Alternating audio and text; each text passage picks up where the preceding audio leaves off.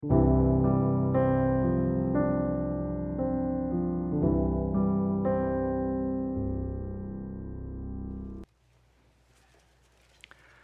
4절부터 읽었습니다. 각 동네 사람들이 예수께로 나와 큰 무리를 이루었다. 예수께서 비유로 말씀하셨다.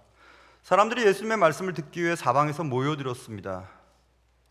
예수님께서는 자주 그러셨던 것처럼 비유를 들려주셨습니다. 비유가 뭘까? 비유. 예수님은 비유를 통해서 진리를 많이 알려주셨는데, 어느 학자가 비유는 하늘의 의미를 담은 땅의 이야기다 이렇게 얘기했어요. 기가 막힌 표현입니다. 하늘의 의미를 담은 땅의 이야기. 후배 목사님들과 설교에 대한 이야기를, 목사야 뭐 정체성은 설교에 다 드러나니까, 설교할 때 이런 질문을 던져본 적이 있어요. 후배 목사님들에게. 설교의 언어를 생각해 보자. 설교의 언어가 법정 언어 혹은 교단 언어, 시장 언어, 어느 언어가 쓰이면 좋겠는가 질문을 던졌던 적이 있었습니다. 법정 언어는 뭐 이게 정확하게 정돈되고 또 뭐 그런 용어들이 설교 언어가 많이 되는 그런 법정 언어, 또 교단에서 선생님들이 가르칠 때 정보 전달을 위한 목적으로 또 말을 하는 경우, 시장 언어는 일반적으로 일반 사람들이 흔히 쓰는 단어나 이야기로 성도들에게 복음을 전하는 것, 어떤 게 좋을까 이런 얘기를 나누면서 난 시장 언어를 사용해 이런 얘기를 했던 적이 있습니다. 그냥 누가 들어도 편안하게 들을 수 있는.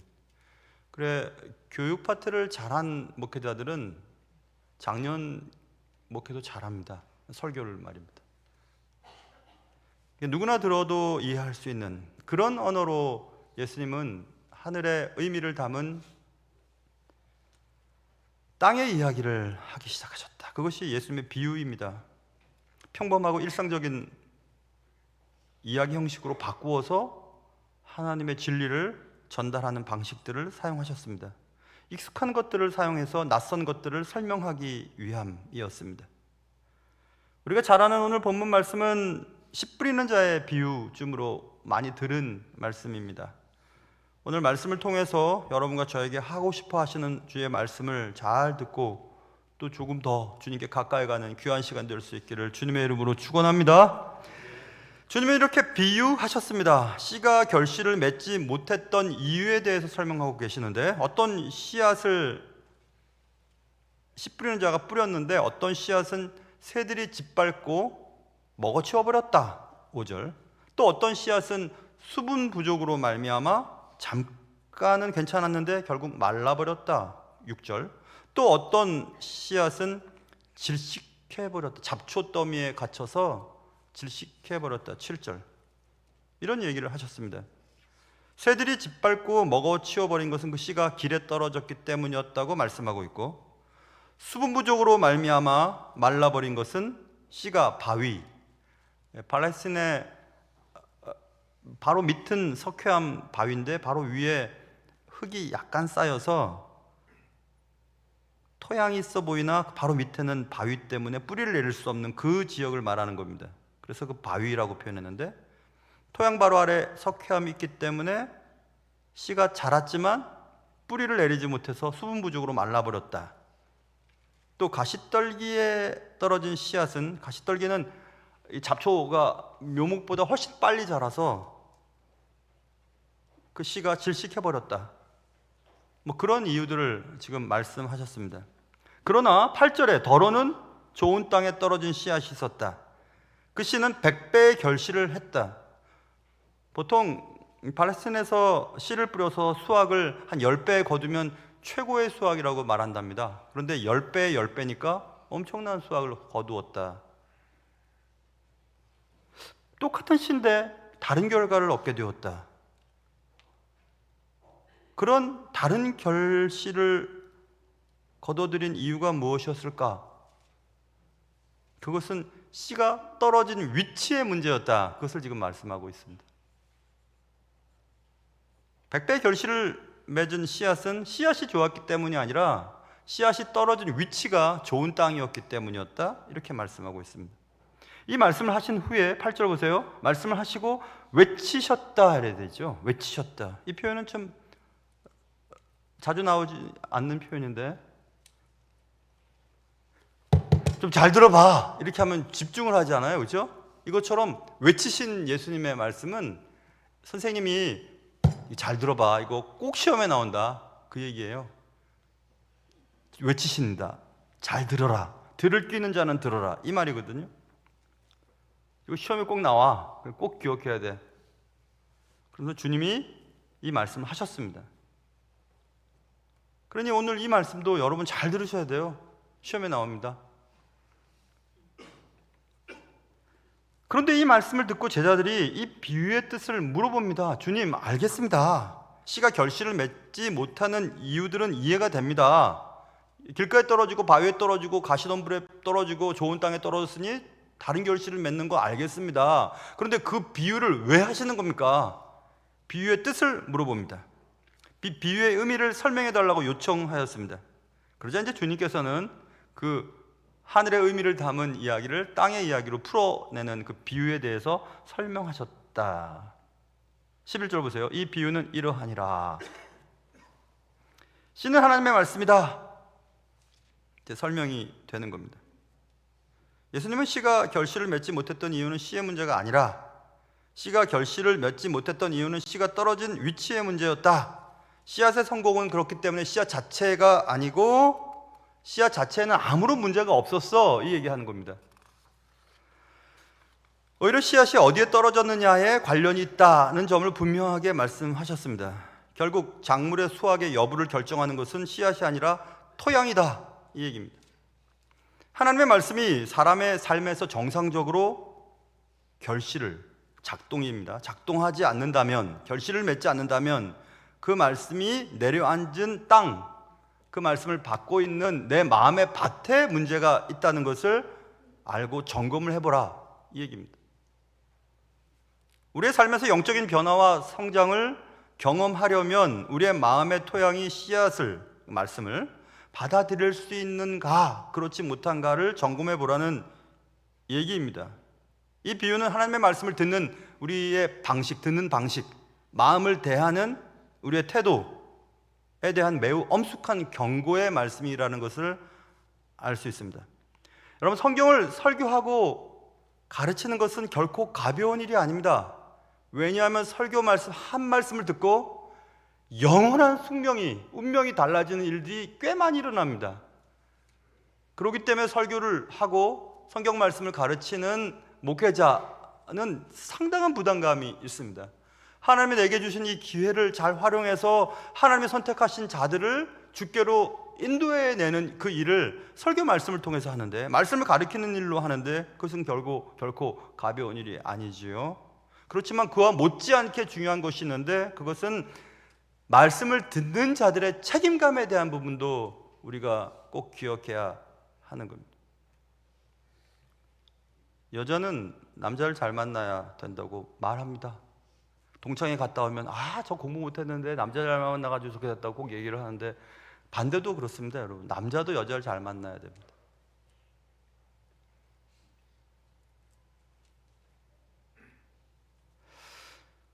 (97년도에) 저는 시카고에 살고 있었는데요, 시카고 한인제일장로교회 청년부를 섬기고 있었습니다. 청년들을 섬기고 있었어요. 교회에서는 설립 기념 부흥회가 있었습니다. 부흥회 강사로는 당시에 남가주 서든 캘리포니아의 얼바인이라고 하는 동네가 있는데요, 부자 동네입니다. 한국 사람들도 제법 살아요. 얼바인에 베델 한인교회 담임이셨던 손인식 목사님이라고 하시는 목사님 오셔서 부흥회를 인도하셨습니다. 그 목사님이 부흥회 가운데 이런 말씀하셨습니다. 성도들은 목회자를 잘 만나야 합니다. 우리 다 끄떡이었습니다. 그렇지만 목회자도 성도를 잘 만나야 하는 줄 알았습니다. 이런 얘기를 하셨습니다. 그러면서 그의 이야기를 하셨어요. 그는 원래 워싱턴 쪽에 있는, 지금 우리와 함께 사역하다가 간 그 박 상열 목사가 사역하고 있는 분당의 할렐루야 교회를 설립하신 김상복 목사님이 워싱턴에 어느 교회지 그 교회에 담임했고, 그 부목사님으로 손희신 목사님이 사역하다가 사역 잘했으니까 어디 중부의 어느 도시로 담임으로 부임을 해 갔더랬습니다. 그분이 그렇게 말씀하셨어요. 열심히 사역하고 최선을 다해서 복음을 전했는데 부흥이 안 되는 거예요. 그렇게 열심히 수고했는데. 그러다가 어찌어찌해서 남가주의 베델 한인교회에서 청빙 제의가 와서 그쪽으로 옮겨서 사역을 했는데 거긴 또 부흥이 시작되는 겁니다. 똑같은 설교와 똑같은 사람이었어요. 똑같이 설교를 전했고, 그런데 이쪽은 부흥이 안 되고 이쪽은 부흥이 됐다. 무엇이 문제일까? 그래서 그 얘기를 하시면서 그 얘기를 하는 겁니다. 성도도 목사를 잘 만나야 되겠지만 목사도 성도를 잘 만나야지 된다, 이 얘기를 했던 기억이 납니다. 말씀을 최선을 다해서 잘 전하고 가르쳐야겠지만 말씀을 듣는 자들의 책임도 도외시할 수 없다는 것을 말하는 것입니다. 메시지를 외면하거나 말씀을 들었을 때 순종할까 말까 선택사항으로 정해놓고 자기의 뜻대로 말씀을 받기도 하고 받지 않는다면 자신의 영적 삶에 치명적인 손해를 가져다 줍니다. 그래서 주님은 그 마음밭에 대한 얘기를 하는 겁니다. 씨앗이 달랐나? 씨앗에 문제가 있었나? 씨앗은 자체적인 문제가 하나도 없었어. 그런데 씨앗이 어디에 떨어졌는지, 어떤 마음밭인지, 장소의 문제였어. 이렇게 지금 주님이 말씀하시면서 이 비유에 대해서 설명하는 것입니다. 씨는 하나님의 말씀이야. 12절 보세요. 주님이 하나하나씩 설명합니다. 길가에 떨어졌다는 것, 길가, 딱딱한 마음에 대한 얘기를 합니다. 말씀을 전하는데 마음밭이 딱딱해서 말씀이 들어가질 않는 겁니다. 씨앗은 굳은 땅을 스스로 뚫고 들어갈 수는 없기 때문에 그렇습니다. 우리 교회 오기 전에 안양에서 담임 목회를 할 때, 안양에서 목회할 때 그때는 좀 상대적으로 시간이 조금 여유가 있었습니다. 그래서 교수 사역도 계속 했지만 또 다른 교회 특강이나 설교 요청을 받으면 제법 다니고 그랬었습니다. 근데 가보면 알겠어요. 딱 설교하기 전에 이 교회가 부흥이 되겠구나, 성도들의 삶이 어떻게 진행되고 있는지 금방 알겠더라고요. 그냥 느껴집니다. 말씀이 들어가겠구나, 말씀이 튕겨나오겠구나, 딱딱한 마음이겠구나, 촉촉한 마음으로 말씀을 받겠구나라는 것을 금방 알 수 있었습니다. 여러분, 하나님의 말씀도 굳어진 가슴을 침투할 수가 없어요. 주님이 문 밖에서 내가 두드린다 하지 않습니까? 너희가 문을 열면 내가 그에게 들어가 그릇더불어 먹고, 이런 말씀하시잖아요. 마음을 딱 굳은 마음으로 있으면 말씀이 역할을 감당할 수가 없어요. 그래서 여러분, 말씀을 전하는 자를 위해 기도하고 말씀을 전하는 자를 인간적으로 좋아해야 됩니다. 그래 말씀이 들려져요. 저 사람 어떤 사람인지 아는데. 그래서 제가 늘 말씀드리는 거예요. 말씀을 전하는 사람이든지 또 기독교인이라면 누구든지 우리가 교회에서의 모습과 일반적인 삶의 현장 속에서의 모습이 다르지 않아야 돼요. 그래야 말씀도 들어가고 말씀을 받는 분들도 부담 없이 받을 수 있기 때문에 그런 겁니다. 말씀을 받아들이지 않고 그냥 마음을 닫고 있으면 말씀이 이렇게 들어가는데 속으로 못 들어가니까 마음 표면에서 이렇게 돌아다닙니다. 돌아다닐 때 새가, 근데 그것을 마귀라고 주님 말씀하셨어요. 마귀가 와서 그 말씀을 먹어버린답니다. 씨앗을 삼키듯, 새가 씨앗을 삼키듯 마음에서 말씀을 빼앗아 간다. 그 마귀는 사람들이 믿지 않고 구원을 받지 못하게 하는 것이 그의 사명이니까 말씀을 들었지만 얕고 피상적인 방식으로만 듣고 있을 때, 말씀이 삶의 현장까지 가지 못했을 때 그 말씀은 사라지게 됩니다. 삶의 깊숙한 곳까지 전달되지 않는 말씀은 없어져 버립니다. 공중의 새, 마귀가 쉽게 빼앗아 갈 수 있기 때문에 그렇다. 제가 가끔씩 자주 말씀드리죠. 암과 아는 것과 사는 것의 일치를 위해 부단히 애를 써야 한다. 그래서 SEAM이라고 하는 단어를 썼죠. 제가 SEAM, SEAM은 솔기입니다. 이렇게 바느질을 해서 솔기 혹은 흔적, 상처, 표면, 이런 것들이죠. 거기에 부정전미사 LESS가 붙으면 seamless라고 제가 말씀드렸잖아요. seamless는 솔기가 없는, 두 개를 이어 붙였는데 붙인 게 드러나질 않아요. 그 얘기를 제가 말씀드려요. 그것은 유진 피터슨이 그 얘기를 많이 쓰거든요. seamless라고 하는 단어를. 그래서 우리의 교회에서의 모습과 삶의 자리에서의 모습이 전혀 다르지 않은 매끈한 seamless의 모습을 가질 때 그게 힘이 생기고 능력이 있는 거거든요. 그게 암과 삶의 일치입니다. 그래서 주일 예배당에서의 모습과 삶의 현장에서의 여러분의 모습이 다르지 않아야 된다. 이 얘기를 제가 자주 합니다. 그게 길가의 씨앗, 말씀이 떨어진 자들의 특징이다, 이런 얘기를 하고, 두 번째는 바위죠. 바위. 13절, 바위 위에 있다는 것은 말씀 들을 때는 기쁨으로 받았다, 뿌리가 없어서 잠깐 믿다가 시련을 당할 때는 배반하는 자다, 이렇게 말씀드렸어요. 아까 말씀드렸죠. 석회암 위에 흙이나 먼지들이 이렇게 쌓여서 흙인 것 같은데 바로 밑에 석회암 바위가 있기 때문에 뿌리를 내릴 수 없었어. 그래서 발을 해서 싹이 텄는데 뿌리가 약하니까 바람이 불거나 센 비가 내리면 다 쏟아져 버려. 열매를 맺을 수 없어. 그 얘기를 하는 겁니다. 뿌리라는 부분이죠. 하나님과 함께 시간을 보내고 말씀에 순종하고 섬기고 그렇게 훈련하면서 뿌리를 깊숙이 내리는 겁니다. 그럴 때 어려움이 닥쳤을 때도 압박에서 견딜 수 있는 힘이 뿌리가 다 붙잡고 있는 거거든요. 그 뿌리는 말씀에서 나오는 거거든요. 감정을 의지하거나 사실을 의지하는 것의 엄청난 차이에 대해서 제가 작년에 구역예배, 개강예배 할 때, 금요예배 때 앞에서 설교했던 거 여러분 기억하세요? 3F에 대한 얘기를 했잖아요. F 3개 가지고 설명드렸죠. Faith라고 하는 믿음은, 신앙은 앞에 있는 팩트, 사실을 보면서 가야 되는데 감정, 필링을 보고 따라가면 자빠져 버린다. 그 얘기를 제가 드렸어요. 신앙생활은 말씀에 기초를 해야 되는 겁니다. 사실에 기초를 해야 되는 거예요. 내가 오늘 설교를 듣고 혹은 뭐 어디 집회 참석했는데 감정이 막 이렇게 올라왔어요. 그래서 내가 신앙생활이 있는 것 같습니다. 그런데 믿음이 말씀 가운데 뿌리를 내리고 있지 않기 때문에 또 상황이 바뀌어지거나 감정이 다운돼 버리면 내가 믿음이 있는 건가? 금방 이렇게 오르락내리락하는 경우들이 있거든요. 그게 감정을 쫓는 신앙입니다. 생명이 있는 것 같지만 표면 아래 뿌리가 없기 때문에 있는 것 같이 보이지만 잠시 있다가 사라져버리는, 잠깐 믿다가 시련을 당할 때 배반하는 자, 고난이 닥치면 기독교 신앙을 다 버려버렸던 많은 가짜 신자들이 있었습니다. 그게 바위에 뿌려진 씨앗에 대한 내용이고, 또 셋째는 가시떨기에 떨어졌다는 것. 가시떨기 잡초를 말합니다.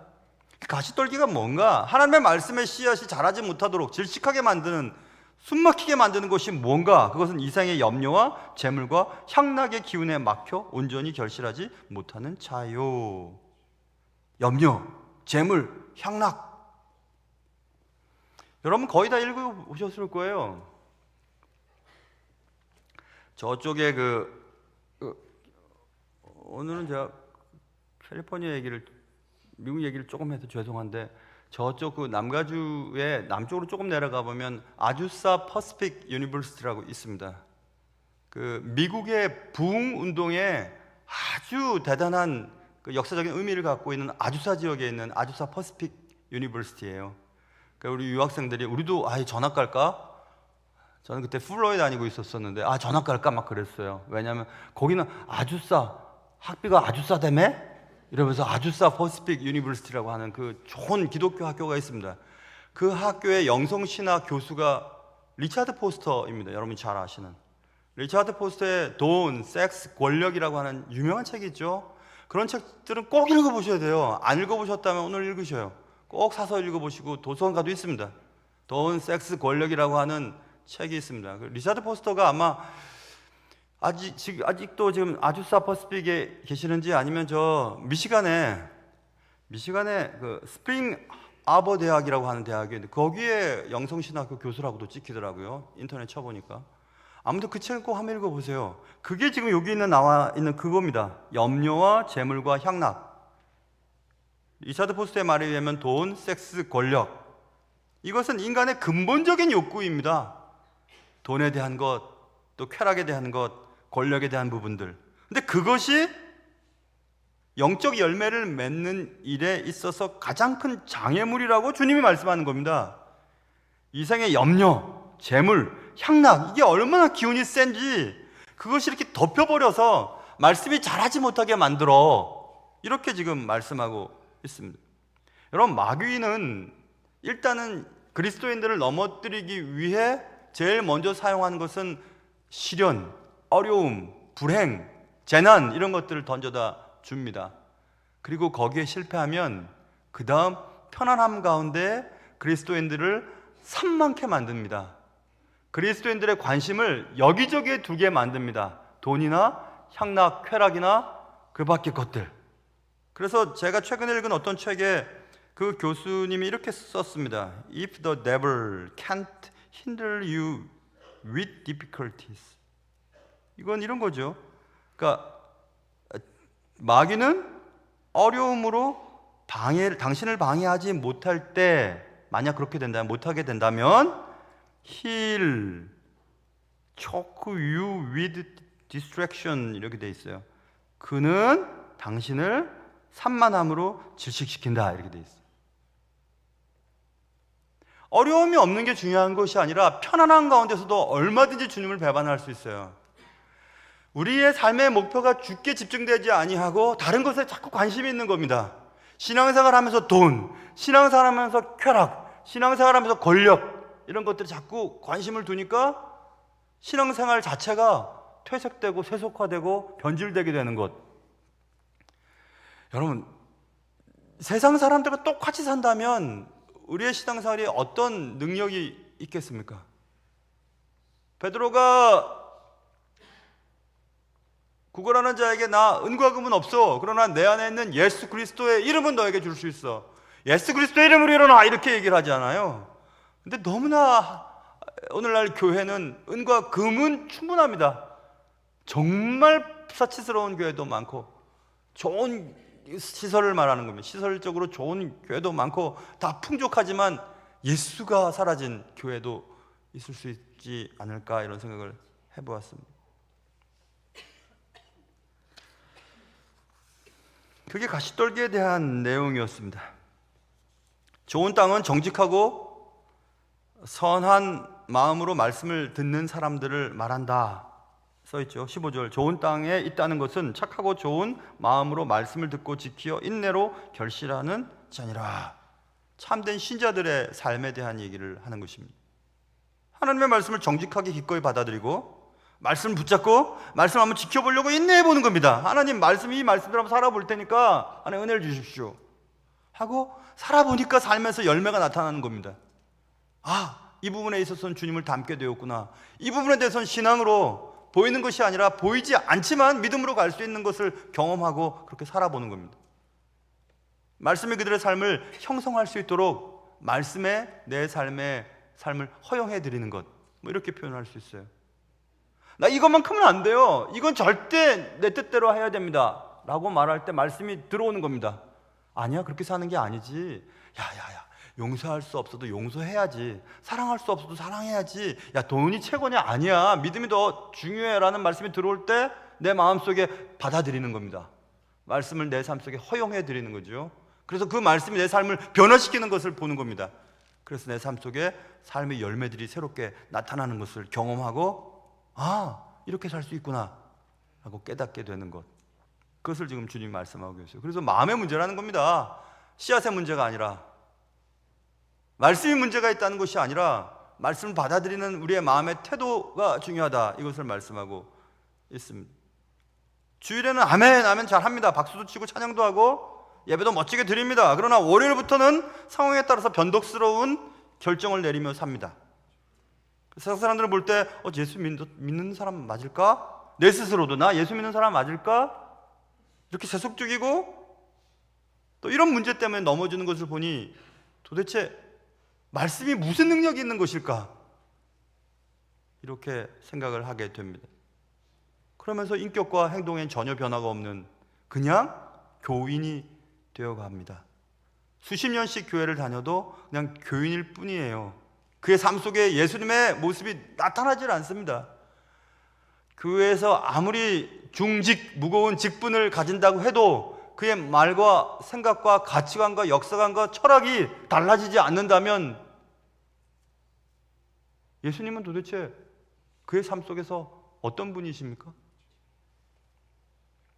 지속적으로 말씀을 실천해보기 위해 인내하고 그러다 보니 열매가 맺어지고 그래서 하나님을 위한 열매를 하나님께 드림으로 하나님 보실 때 진짜 너는 나의 사람 맞구나, 내 백성 맞구나 라고 하는 그런 삶의 꿈들, 아름다운 꿈들을 꾸고 싶지는 않으십니까? 내 삶에 그러한 열매가 왜 맺혀지지 않는 것일까? 신앙생활 이렇게 많이 하고 예배를 이렇게 많이 드렸는데 교회에서는 오래 신앙생활 했다고 뭐 직분도 주는데 왜 나의 삶은 달라지지 않는 것일까? 그리고 왜 사람들은 내게 저 사람 저 직분을 갖기 전보다 더 못해? 라는 말이 왜 들리는 것일까? 나는 이만큼 직분을 소유했는데도 왜 이런 문제에 대해서 이렇게 약할까? 라는 생각을 가지신 분이 계시다면 오늘 말씀을 귀 기울이셔야 합니다. 길가나 바위나 가시덤불이나 좋은 땅 이렇게 네 가지로 말했지만 사실 두 가지로 나눌 수 있어요. 앞에 세 개 하나, 나머지 하나. 궁극적으로 토양은 두 가지 종류다. 비생산적인 토양, 씨가 뿌려져도 아무 열매를 맺지 못하는 비생산적인 토양과 생산적인 토양, 이렇게 두 가지로 나눌 수 있지 않겠어요? 저는 이렇게 생각해요. 제가 수학을 전공했으니까 이거 하나님의 말씀을 받을 때 한 4분의 1만 받아도 잘 받는 게 같구나 이렇게 생각이 들었어요. 길가에 떨어지기도 하고 바위 밑에 떨어지기도 하고 가시덤불에 떨어지기도 하는데 좋은 땅에 덜어 떨어진다? 4분의 1이죠. 그렇다면 성경에서 말하는 여러 가지 일들이 있는데 한 성을 내가 살리려면 10명의 의인만 있으면 된다? 그리고 도대체 몇 분의 몇이라는 얘기지? 그래서 숫자에 대한 얘기를 쭉 생각하면서 성경을 찾아보기 시작한 적이 있었어요. 결론은 정말 극소수구나 이런 결론을 얻었어요. 제 아무리 교회를 많이 다니고 오래 다니고 수많은 사람들이 모여 있어도 군중은 군중이었습니다. 무리는 무리였고 요즘 새벽에 요한복음 하죠 우리? 요한복음 하는데 예수님을 따라다니는 무리에 대한 얘기를 요즘에 좀 공부하고 있습니다. 수많은 무리가 중요한 것이 아니에요. 그 중에서 예수 그리스도의 말씀의 뜻을 따라 주의 뜻을 따라 살아가려고 하는 제자들로 인하여 주의 나라가 지금 확장되지 않았습니까? 예수님의 말씀을 들을 때 얼마나 그 말씀에 귀를 기울이는가, 그리고 그 말씀을 내 삶 속에서 적용해 보려고 애를 쓰는가, 그리고 인내하고 품고 주의 말씀대로 살아가려고 애를 쓰다 보니 주님이 원하시는 사랑, 희락, 화평, 오래 참음, 자비, 양성, 충성, 온유, 절제와 같은 하나님이 기뻐하신 열매들이 내 삶 속에서 맺히고 있는가, 그것들을 생각해 봐야 되지 않을까 이런 생각을 해보는 겁니다. 여러분 신앙생활을 얼마나 하셨어요? 그리고 얼마나 오랫동안 말씀을 들으셨습니까? 수많은 말씀을 듣지 않으셨어요? 그런데 왜 안 될까? 왜 예수님의 성품이 내 삶 속에 왜 생기지 않는 걸까? 10년 전이나 20년 전이나 처음 주를 믿었을 때나 지금이나 왜 내 이 못된 성품은 달라지지 않지? 왜 다른 사람들도 손가락질을 당하지? 왜 삶의 자리에서 예수 믿는 사람답게 멋지게 그렇게 살아갈 수 없지? 왜 그럴까? 그것은 문제가 있습니다. 씨앗의 문제가 아니라 씨앗을 받아들이는 토양의 문제였다고 말씀드렸어요. 여러분의 마음밭은 지금 어떠십니까? 마음이 딱딱해서 말씀이 아무리 들어가려고 해도 말씀을 받아들이지 못하는 딱딱한 굳어져 있는 말씀입니까? 오죽하면 주님이 구약 성경에 네 마음을 좀 기경해라, 갈아엎어버려라, 좀 갈아라. 그래야 주의 말씀이 들어가고 열매를 맺을 수 있지 않겠냐라고 말씀하지 않았어요? 말씀을 갈아엎어야 됩니다. 어떻게 쓰는지. 하나님의 은혜가 아니면 될 수 없다는 것을 여러분도 잘 아실 거예요. 죄로 인하여 딱딱해진 마음, 그 마음으로는 주의 말씀 받을 수가 없어요. 이런 말씀 다 알지 뭐 하고 앉아있고 말씀 듣는 그 짧은 시간 한 30-40분 동안에 집중해서 내 생명과 내 영혼을 결정짓는 순간이 될 수도 있어. 그리고 내 오늘 이 예배가 마지막 예배일지도 몰라라고 하는 그런 긴장감과 그런 확고한 다짐이 없이는 예배 때 변할 수 없을 겁니다. 깊이 뿌리를 내리지 못하고 감정에 의해서 신앙생활 하다 보면 감정이 나빠지면 환경이 나빠지면 아예 집어쳐버려. 그래서는 믿음이 자랄 수가 없죠. 신앙생활하는 목적이 돈? 쾌락? 권력? 그런 것들을 위해서 교회 생활을 한다면 그것도 또 좋은 결과를 얻을 수 없을 겁니다. 비생산적인 토양을 가진 내 마음 속에 하나님의 말씀, 그 어떤 말씀이라도 내 마음을 변화시킬 수 없을 것입니다. 그래서 제가 깨달았어요. 내가 안 되었던 이유는 바로 내 마음 문제였구나 생각을 해보게 되었습니다. 여러분의 마음이 길가이신지 바위이신지 가시떨기이신지 혹은 좋은 땅이신지 늘 생각해보며 하나님의 말씀을 귀하게 여기고 그 말씀으로 인하여 삶이 변화되는 그런 은혜가 여러분과 저의 삶 속에 또 올해 있기를 주님의 이름으로 축원합니다. 하나님 아버지, 내가 안 되는 이유가 무엇이었는지 생각해 봤습니다. 그토록 오래 교회 생활을 했고 그토록 많은 설교를 들었지만 왜 나는 변함이 없을까요? 나는 왜 여전히 돈 문제가 걸리면 부르르 떨기도 하고 향락과 쾌락 속에 잠겨 있기도 하고 재물, 염려, 향락 이 기운에 막혀 온전한 결실을 맺지 못하는 사람은 아닌가요? 뿌리가 없어서 환경이 흔들리면 쉽게 뿌리채 뽑혀버리는 신앙은 아닌가요?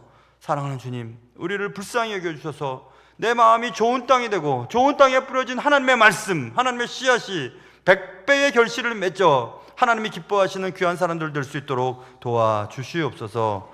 귀하신 예수님의 이름으로 기도합니다.